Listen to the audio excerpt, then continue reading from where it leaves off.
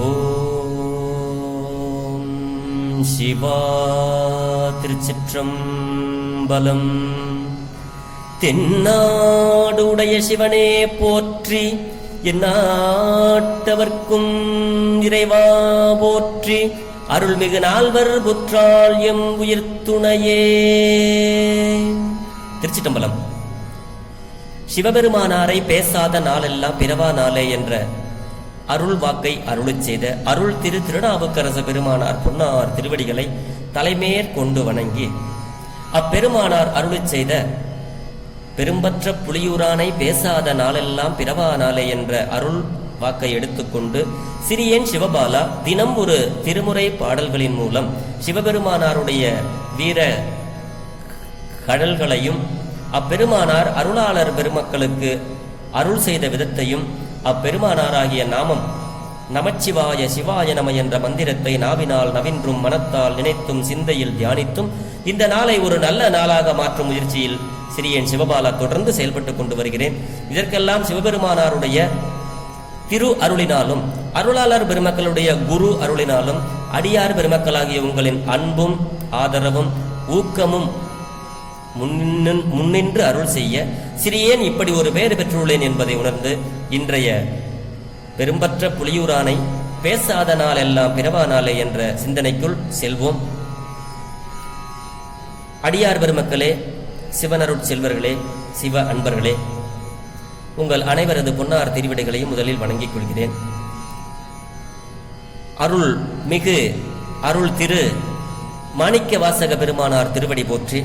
மாணிக்க வாசக பெருமான் அருளச் செய்த 8ஆம் திருமுறை திருவாசகத்தில் குயில் 10 18வது பதிகம். இது ஆத்தும இரக்கம் அப்படின்னு போட்டிருக்கு. குயில் 10 இத சுவாமி தில்லைக்கு வராரு. மாணிக்க வாசக பெருமான் தில்லைக்கு வராரு. அங்க கொஞ்ச நாள் அங்க தில்லையிலே தங்கியிருக்காரு. மாணிக்க வாசக பெருமான் தில்லையில அங்க எழுந்தருளி கொஞ்ச காலம் அங்க தங்கியிருக்கிறாரு. அப்படி தங்கியிருக்கும் போது வசந்த காலம் வருது.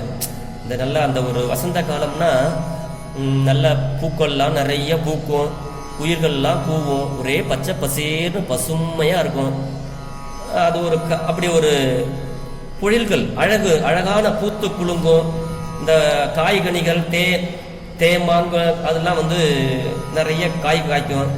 மாங்குயில்கள்லாம் ரொம்ப இனிமையா அந்த தோட்டத்திலிருந்து பாடும். அப்படி அந்த தருணம், அப்படி பெருமான் அங்க தங்கியிருக்கிற காலம் அந்த வசந்த காலம். அந்த வசந்த காலத்துல அங்க தில்லையில தங்கியிருக்கும் பொழுது மாங்குயில்கள் இனிமையாக பாடத் தொடங்கின. இத்தகைய இயற்கை சூழல் மாணிக்க வாசக பெருமானருடைய திருவுள்ளத்தில் இறை உணர்ச்சியை பெருக்கிற்று. பெருமான் சிவசிந்தனையில் இருக்கிறதுனால இறை உணர்ச்சியை பெருக்கிற்று. அதனால் தலைவனை பிரிந்த தலைவியாக மாறிவிட்டார் மாணிக்க வாசகர். அதாவது தலைவனை பிரிந்த தலைவி ஆனார் மாணிக்க வாசகர். ஆக உயிர் தலைவன், இந்த தலைவன் யாரு? உயிர் தலைவன் சிவபெருமான். அப்படி உயிர் தலைவன் பிரிகின்ற காலத்து குறித்த வசந்த காலமும் வந்ததே.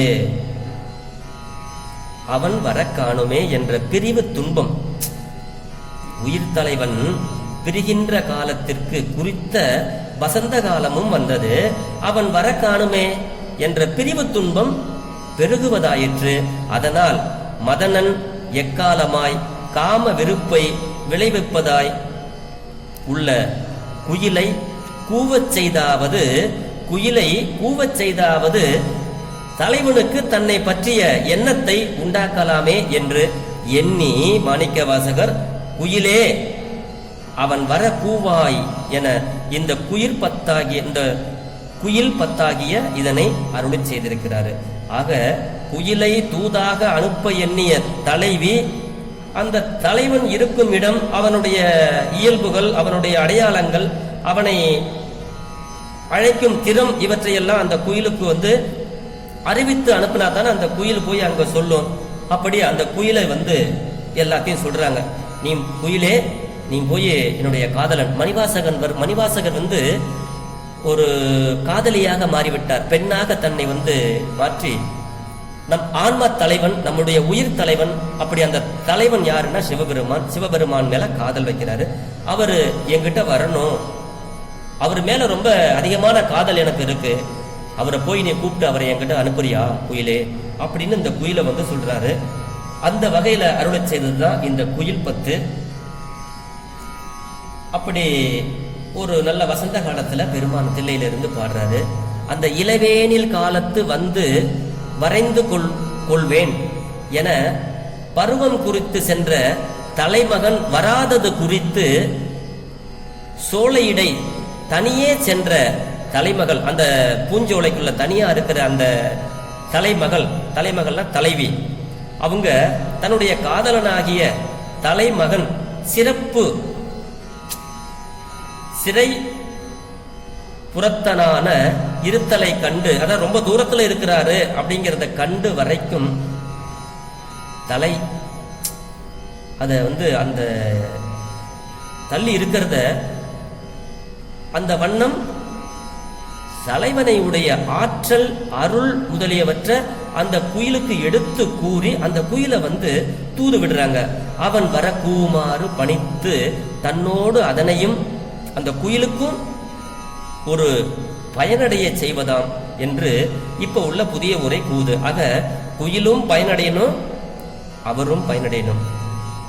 அதனால கூவா என்பது அன்றே செல்லாய் அப்படின்னு எண்ணாமையில் தலைமகனுடைய சிறப்புகளை எல்லாம் எடுத்து உரைத்து அந்த குயிலுக்கிட்ட சொல்லி அவர் அனுப்புறதா இந்த பாடல் அமைந்தது. குயில் வந்து பார்க்கறதுக்கு கண்ணுக்கு இனிமையா இருக்கும். அப்படி கண்ணுக்கு இனிமையா இருக்கும். செல் என்ன அது கூவு அப்படின்னு சொன்னது ஏன்னா, உன் குரலே அவருக்கு காதல் விருப்பத்தை தூண்டும் என்று கருதினால் தலைவி. மாணிக்க வாசகர் தான் அந்த தலைவி, அந்த காதலன் தான் தலைவன் சிவபெருமான். அப்படி அந்த குயிலுக்கிட்ட சொல்றாரு, நீ போகலனா கூட நீ பக்கத்துல போகலனா கூட பரவாயில்ல, அவரை நீ நேர்ல நின்று பாடல்னாலும் பரவாயில்ல, அவருக்கு பக்கத்துல போய் உன் குரல் ஒரு கூவு, அப்படி அந்த கூவுனாலே உன் குரல் அவருக்கு காதல் விருப்பத்தை தூண்டும் அதோடு என்று கூறி அனுப்பி வைக்கிறாள் மணிவாசக காதலி. ஆகையால் இது தலைவனுடைய இயல்பை கூறி இந்த குயிலை தூதாக அனுப்பியதே இந்த பதிகத்தினுடைய நோக்கம் என்பது நாம் எல்லாம் தெரிந்து கொள்ள வேண்டியது. தூது செல்லுதலின் பயன் அவன் வரச் சொல்லுவதே ஆதலின் செல் என்னாது சொல் என்ற நயம் சிந்தனைக்குரிய விருந்து. அன்றியும் தலைவன் சிறைபுறமாக வந்து நிற்க கண்டும் காணால் போல குயிலை பார்த்து கூறுதல் இயற்பழிக்கும் உடற்கண் அன்றி இந்த கூடல் இயற்பழிச்சம் கூடல் விருப்பு விரைவின் இந்த கண் நிகழாதல் என்று இங்கே பொருள் கொடுக்கப்பட்டுள்ளது. அதாவது தலைவன் பக்கத்துல இருந்து ஒளிஞ்சு இருந்து பார்த்தா கூட இவங்க எப்படிலாம் சொல்றாங்க இந்த குயிலுக்கிட்டங்கிறத அவரு பார்த்திருந்து சேர்றதுக்கு ஒரு விருப்பமாகவும் அதிகமாகவும் அப்படிங்கிற மாதிரி இதுல பொருள் வருது. எனக்கு தெரிந்த வரையில இந்த பாடலை நான் பாடி உங்களோடு பொருள் பகிர்கிறேன். பிழை எது இருந்தாலும் பிழை பொறுக்கும் பெருமானின் அடியார்களாகிய நீங்கள் என் பிழையை பொறுத்தள்ள வேண்டும். திருச்சிற்றம்பலம். கீதம் இனிய குயிலே கேட்டியேல் எங்கள் பெருமான். கீதம் இனிய குயிலே கேட்டியேல் எங்கள் பெருமான். பாதம் இரண்டும் பினவில் பாதாளம் ஏழினு கப்பால். பாதம் இரண்டும் வினவில் பாதாளம் ஏழினு கப்பால். சோதி மணிமுடி சொல்லிறந்து நின்ற தொன்மை. சோதி மணிமுடி சொல்லிறந்து நின்ற தொன்மை. ஆதி குணம் ஒன்று இல்லான் ஆதி குணம் ஒன்று இல்லான் அந்தமில்லான் வர கூவாய் அந்தமில்லான் வர கூவாய். திருச்சிட்டம்பலம். கீதம் இனிய குயிலே அப்படிங்கிறாரு. இப்ப நம்ம யாருக்காவது ஒரு வேலையை சொல்றோம் அப்படின்னா, ஒரு சின்ன பையன் அவனை ஒரு கடைக்கு அனுப்பணும். அவனை நம்ம எப்படி சொல்லுவான்? ராஜா இங்க வா, ராஜா தம்பி நல்ல பையல இங்க வா, அப்படி ஒரு ஒரு புகழ சொல்லி அவரை ஒரு அன்பா சொல்லி கூப்பிட்டா தான் வருவான். அவர் முன்ன ஒரு மரியாதை இல்லாம இல்ல ஒரு ஏதாச்சும் சொல்லி கூப்பிட்டா வருவாங்களா? அந்த மாதிரி இந்த குயிலினுடைய நிறம் கருப்பு. இங்க மாணிக்க வாசகர் ஏன் கருப்பு குயிலே இங்க வா அப்படின்னு கூப்பிடலீங்க. எப்படி கூப்பிடுறாரு? கீதம் இனிய குயிலே, அழகாக பாடுகின்ற குயிலே இங்க வா. கீதம் இனிய குயிலே, நீ என்னுடைய காதலனுக்கு தூது போ அப்படின்னு முதல்ல சொல்லிட்டு கூப்பிடுறாரு. கீதம் இனிய குயிலே, என் காதலனுக்கு தூது போ. ஆனா நீ கேள்விப்பட்டிருக்கியா, நீ கேட்டிருக்கியா? கேட்டியேல் என்னுடைய தலைவன் எங்கள் பெருமான் அப்படின்னு சொல்றாரு. எங்களுடைய பெருமானுடைய புகழை நீ கேட்டிருக்கியா? கேட்டியேல் அப்படிங்கிறாரு. அதாவது பாடுவதில் இனிமையான குயிலே, கீதம் இனிய குயிலே, கேட்டியேல் எங்கள் பெருமான், உன் தலைவன் யார் என்று நீ கேட்பாயாயின்? பரவாயில்ல, நீ கேட்கலனாலும் நான் சொல்றேன். அவன் என் தலைவன், அதான் எங்கள் பெருமான். அவருடைய பெருமையை சொல்றாங்க. அவர் எப்படி இருப்பார் தெரியுமா? நீ போய் சொல்றதுக்கு பாதம் இரண்டும் வினவில் பாதாளம் ஏழினுக்கு அப்பால்ங்கிறாரு. அதாவது எங்க தலைவனுடைய திருவடிகள் எங்கு உள்ளன என்று வினவுவாயாயின் உனக்கு தெரியுமா? தெரியாது. ஆனா சொல்றேன் கேட்டுக்கோ. அவை இரண்டு, அந்த பாதம் இரண்டும் வினவில் பாதாளம் ஏழினுக்கும் அப்பால் இருக்குது. அவை கீழுலகு ஏழுலகும் அப்பால் உள்ளது எங்க பெருமானுடைய பாதம். அப்படிப்பட்ட ஒரு புகழ் பெற்றவர், புகழுடையவர் எங்களுடைய தலைவன். சோதி மணிமுடி சொல்லிறந்து நின்ற தொன்மை, அதாவது அவருடைய ஒளிவிடுகின்ற மணிகள் இழைக்கப் பெற்ற முடி இருக்கும் இடம் சொன்னாலோ யாம் சொல்லும் சொல்லினுடைய எல்லையையும் கடந்து நின்றன. அவருடைய முடியே சொல்ல முடியாது. சொல்லுனா கடவுள் அவர், சொல்லில் அடங்காத கடவுள் அவர். அவர் அழக வர்ணிக்க முடியாது. அததான் சொல்றார், ஒளிவிடுகின்ற மணிகள் அதாவது மணிகள் இழைக்கப்பெற்ற முடி இருக்கும் இடம் சொன்னாலோ யாம் சொல்லும் சொல்லின் எல்லையையும் கடந்து நின்றன. சொல்லுவதற்கு அறியாத அவருடைய அழகு அதையெல்லாம் கடந்து நிற்கின்றன. அவருடைய அழகு மணிமுடியில் உள்ள ஜோதி மணிமுடி சொல்லிறந்து நின்ற தொன்மை.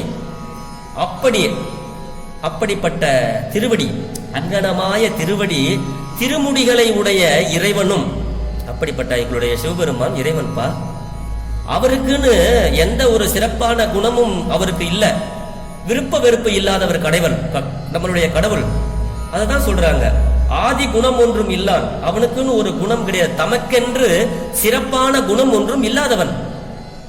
அப்படி இருக்க அங்கனமே ஒரு முடிவும் இல்லாதவன். ஆதி அவன், அந்தமில்லாதவன். ஆதி குணம் ஒன்றும் இல்லான் அந்தமில்லான் வர கூவாய் அப்படிங்கிறாரு. அவருக்கு ஆதியும் அந்தமும் இல்லாத அருட்பெரும் ஜோதி வடிவானவர் சிவபெருமான். அவருக்கு பிறப்பும் இல்லை இறப்பும் இல்லை, ஆதியும் அந்தமும் இல்லாதவர். அப்படிப்பட்ட தமக்கென சிறப்பான குணம் ஒன்றும் இல்லாதவன், அங்கனமே ஒரு முடிவும் இல்லாதவன். அவன் எழுந்தருளும் வண்ணம் கூறுவாயாக.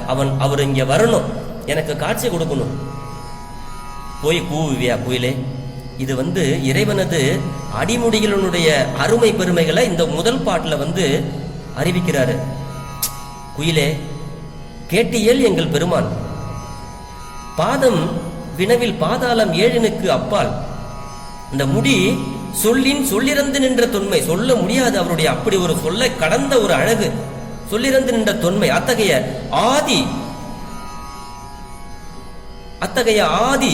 ஆதி குணம் ஒன்றும் இல்லாதவன், அந்தமில்லாதவன், முடிவில்லாதவன் அர்த்தம். அந்தமில்லாதவன் அவன் வர கூவாய் என கூட்டுக இந்த பாடலுக்கு பொருள். கேட்பதற்கு இந்த குயில் கேட்பதற்கு மட்டும் மிக இனிமை இருப்பதாய், பார்ப்பதற்கும் இன்னதாய் இருத்தலின் குயில் கூவுனா அழகா இருக்கும். அப்படி பார்த்தாலும் அந்த குயில் அழகா இருக்கும். அப்படி அதை பார்த்து கீதம் இனிய குயிலே அப்படி என்றால் காதலி, மணிவாசக காதலி. நீ பெருமான் முன்னிலையில் செல்ல வேண்டாம் குயிலே, நீயே எங்களுடைய பெருமானுக்கு முன்னாடி போய் நின்று கூட கோவனா, அவன் திருச்செவி கேட்கும் அண்மைக்கண் இருந்து கூவினாலே போதும். அவருக்கு தெரியும், அவருக்கு முன்னாடிதான் நீ போய் கூணும் இல்ல, அவருடைய செவி கேட்கின்ற அளவுக்கு அப்படி ஒரு அண்மைன்னா அப்படி பக்கத்துல இருந்து கூவினாலே போதும். நாம் சொன்ன வேனில் வந்தது. அதன் அறிகுறியாக குயில் கூவுகிறது. தலைவி நம்மை இன்றி வாடுவாள் அப்படின்னு நாம் விரைந்து செல்ல வேண்டும் என்று திருவுள்ளம் கொள்வான் என்னும் உள்கருத்து. இப்படி போய் இந்த குயில் கூவி சொல்லுச்சுன்னா நம்ம சீக்கிரம் போகணும் அப்படின்னு சிவபெருமான் காதலன், நாம் விரைந்து செல்ல வேண்டும் என்று திருவுள்ளம் கொள்வான் என்னும் உள்ள கருத்து. அப்படி அந்த கருத்து உடையாளாய் கீதம் இனிய குயிலே என விழிக்கின்றாள். இந்த குயிலுகிட்ட மாணிக்க வாசகர் சொல்றாரு, வினை கொள்வார், வினையான பாராட்டி அழைத்தல். இந்த குயிலை பாராட்டி அழைக்கிறாரு, அழகா பாடக்கூடிய குயிலே அப்படிங்கிறாரு. அதை கூப்பிடலாம், எப்படியே ஏ கறி குயிலே அப்படின்னு இகழ்ச்சியா கூப்பிடலாம். ஆனா மணிவாசகர் இங்க அப்படி கூப்பிடல, ஏ கறி குயிலே இங்க வான்னு கூப்பிடல, கீதம் இனிய குயிலே அப்படி அவருடைய இகழாம அந்த குயில அப்படி ஒரு பெருமையா சீரெல்லாம் தூற்றி சிறுமை புறங்காத்து கீதம் இனிய குயிலே அப்படின்னு அழகா கூப்பிடுறாரு. கேட்டியேல் நீ கேட்கலையே அப்படிங்கிறாரு. உன் கணவர் யார் என்று கேட்பாயின், நீ என்ன கேளு, நீ என்ன தூது அனுப்புறியே, உன்னுடைய கணவர் யாருன்னு கேளு அப்படிங்கிறாரு. அப்படின்னு சொல்றாரு. அப்படி தூது விடுறிய, தூது விடுறவங்களுடைய பெயரு, ஊரு, அவருக்கு உண்டான குணங்கள், இயல்புகள், அடையாளங்கள் அறிவித்து தானே அனுப்ப வேண்டும். ஆகவே என் காதலன் யார் என்று நீ கேட்பாயின், கேட்டியேல் அப்படிங்கிறாரு. அதற்கு மேன் நாதம் தொண்டையை அடைத்து, தமிழ் பெண்களுடைய மரபு என்னன்னா கணவனுடைய பெயரை சொல்ல மாட்டாங்க அந்த காலத்துல. அப்படி சொன்னா அது குத்தம்னாங்க.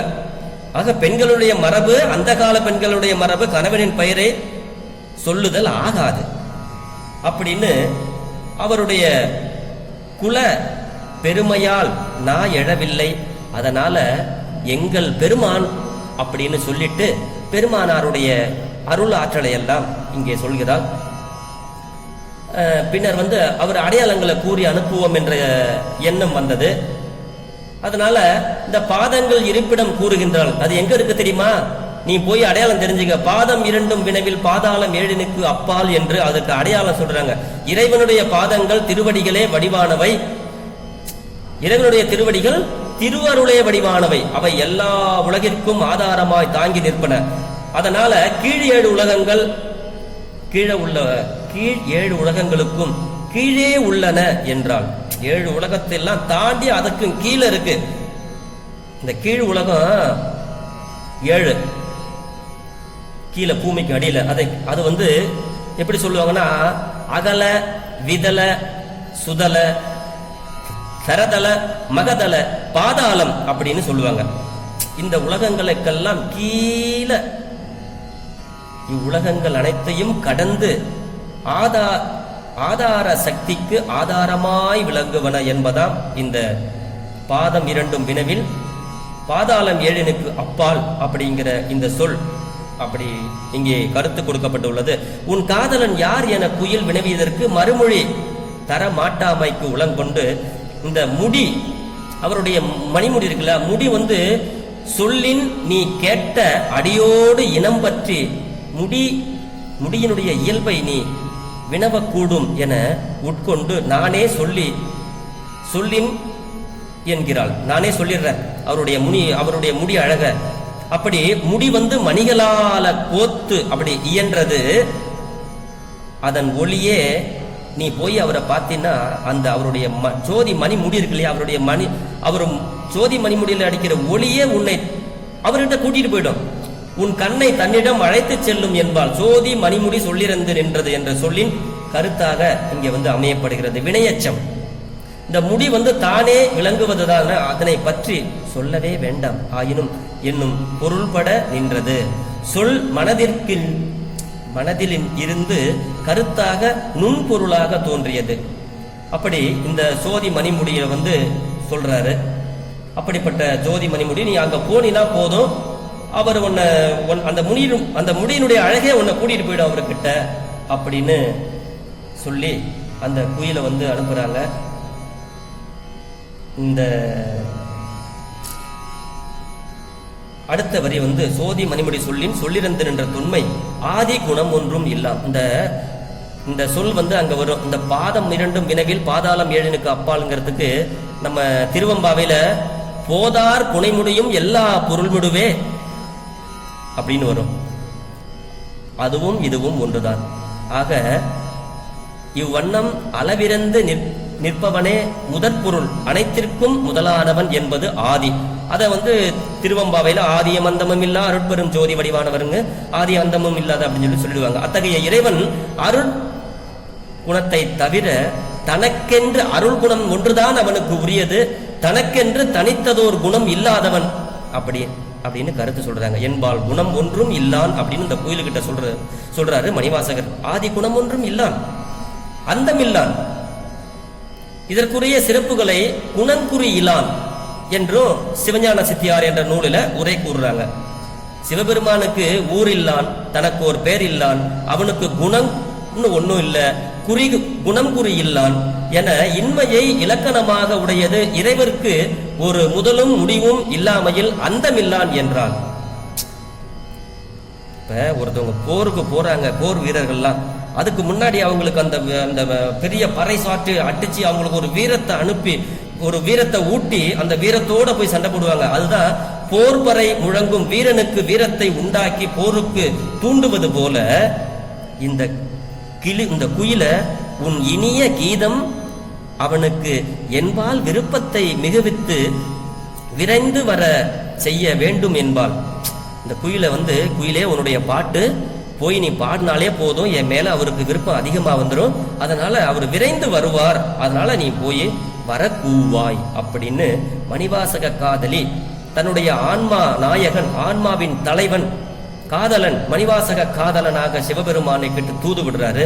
குயிலே நீ கூவாய் என வேண்டிக் கொள்வதன் வாயிலாக தமக்கு உள்ள பிரிவு துன்பத்தை விளக்குதலின் உயிர்கள் என்றும், இந்த உயிர்கள் வந்து என்றும் இறைவனை விட்டு பிரிந்திருக்க முடியாமையை கூறி இரக்கத்தை குறிப்பதனால ஆன்மா இரக்கம் அப்படின்னு இதுக்கு வந்து பொருள். ஆக சிவபெருமான் மீது காதல் கொண்ட மணிவாசக காதலி இந்த குயிலை தூதாக அனுப்பி அந்த குயிலுக்கிட்ட எங்களுடைய பெருமானாருடைய புகழை சொல்லி போய் கூவ சொல்றாரு. இந்த குயில் பத்து இந்த அளவுல முதல் பாடலை சிந்தித்தோம். இது ஒரு அற்புதமான பதிகம். இதே பாடலை வந்து ஞானசம்பந்த பெருமான் சிறையாரும் அடக்கிலேயே இங்கே வா அப்படின்னு ஒரு பாடல்ல அந்த கிளியை கூப்பிடுவாரு. அதே மாதிரி நம்ம திருநாவுக்கரசு பெருமானார் சொன்மாலை பயில்கின்ற குயிலினங்கால் அப்படின்னு அவரு ஒரு பாடல் பாடுவாரு. இப்படி நிறைய அவர்களுடைய அந்த சிந்தை அது சிவமாக இருப்பதினால அவர்கள் எதை பார்த்தாலும் ஒரு இறை உணர்ச்சியே பெருகுகிறது. அதனால எதை பார்த்தாலும் தன்னுடைய ஆன்மா நாயகன் சிவபெருமானாருக்கு தூது விடுவது போலவும், நீ போய் சொல்லு அப்படிங்கிறது பாரு, என் பெருமானுடைய பெருமை உனக்கு தெரியுமா அப்படிங்கிற மாதிரியுமே அவங்களுடைய அந்த சிந்தை இருக்குது. சிந்தை அது செம்மையாயிடுச்சு, சிவமா மாறிடுச்சு. அதனால இவங்கெல்லாம் எதை பார்த்தாலும் அந்த இறை உணர்ச்சியோடைய தன்னுடைய சிவபெருமானாருடைய புகழை அந்த அந்த அந்த பறவைகளுக்கு சொல்ற மாதிரியே இந்த பாடல்கள்லாம் அமைந்தது. அந்த அளவிலே இன்றைய தினம் நாம் சிந்திப்பதற்கு இறையருள் கூட்டி இருந்தது. இதில் சொல்லிய பாட்டின் பொருள் குற்றமா இருந்தாலும் என்னை மன்னித்தருள வேண்டும். நாளைய தினம் இதனுடைய தொடர்ச்சியை நாம் சந்திப்போம் என்று சொல்லி அடியார் பெருமக்களுடைய பொன்னார் திருவடிகளை வணங்கிக் கொண்டு இன்றைய பேசாத நாளெல்லாம் பிறவா நாளே என்ற சிந்தனையை நிறைவு செய்கிறேன். சிவாய நம. திருச்சிற்றம்பலம்.